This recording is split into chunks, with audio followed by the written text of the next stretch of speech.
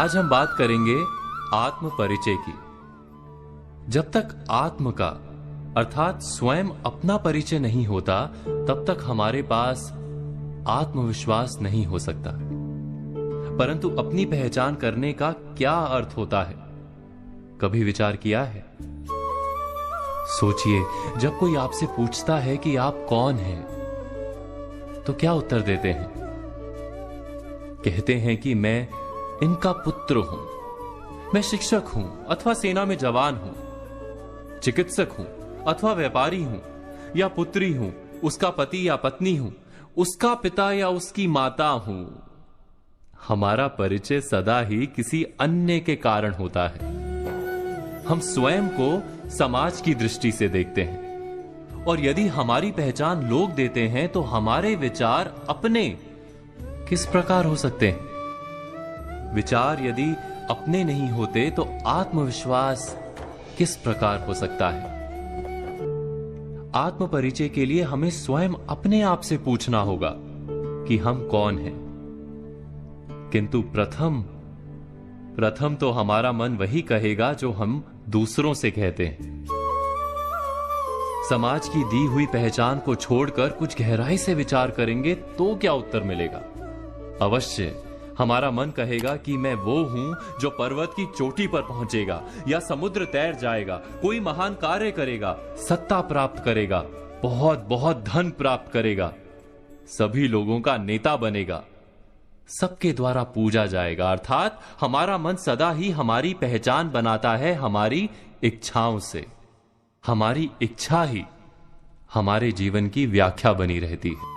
हमने जाना कि हमारा मन सदा ही हमारी पहचान हमारी इच्छाओं से बनाता है, लेकिन इच्छा या ख्वाहिश तो उसे कहा जाता है जो कभी पूर्ण भी नहीं होती और बदलती भी रहती हैं। यदि हमारी पहचान हमारी ख्वाहिश और इच्छाएं हैं, तब तो हमारी पहचान भी सदा अधूरी और अपूर्ण रहेगी। क्या ये सत्य नहीं? तो वास्तव में हमारा परिचय हमें कैसे प्राप्त हो सकता है? हमारी पहचान वास्तव में ना वो है जो समाज हमें देता है, ना ही वो है जो हमारी इच्छाओं के कारण हम ओढ़ लेते हैं। कुछ और गहराई से विचार करने पर हमें अपनी पहचान मिलती है। हमें अपना हृदय उत्तर देता है कि मैं निडर हूं अथवा भयभीत हूं, मैं आलसी हूं अथवा कार्य करने वाला हूं, मैं आसक्त हूं अथवा उदासीन हूं, मैं बंधा हुआ हूं अथवा मुक्त हूं। वास्तव में हमारा सच्चा परिचय हमारे हृदय की भावनाएं हैं, क्योंकि हमारे सारे कार्य, हमारे सारे निर्णय, हमारी सारी सफलता और निष्फलता हकीकत में हमारी भावनाओं से निर्मित होती हैं। क्या ये सत्य नहीं? जब हम अपना सच्चा परिचय प्राप्त करते हैं, तब हम अपने भीतर आवश्यक परिवर्तन भी ला सकते हैं। बुद्धिपूर्वक निर्णय कर सकते हैं कि क्या प्राप्त करना है और क्या खोना है। उसके बाद हम वास्तव में कोई भी कार्य करने के लिए आत्मविश्वास के साथ खड़े हो सकते हैं।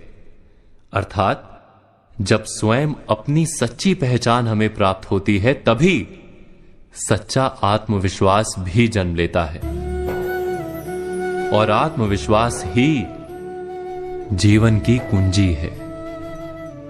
इस बात पर आप सब मनन, चिंतन और विचार अवश्य कीजिएगा।